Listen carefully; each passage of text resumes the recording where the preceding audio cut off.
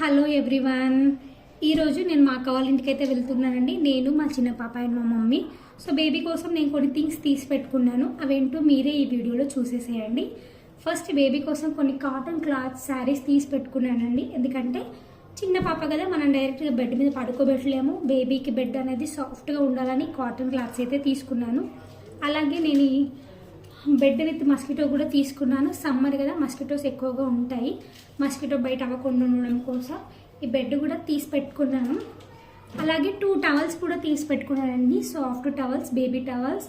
మన టవల్స్ మనమే, ఒకరిది ఇంకొకరు యూస్ చేయొద్దు. అలాంటిది బేబీకి అస్సలే యూస్ చేయొద్దు, అలర్జీస్ వచ్చే ఛాన్స్ ఉంటుంది. అందుకోసమనే 2 బేబీ టవల్స్ సపరేట్గా తీసి పెట్టుకున్నాను.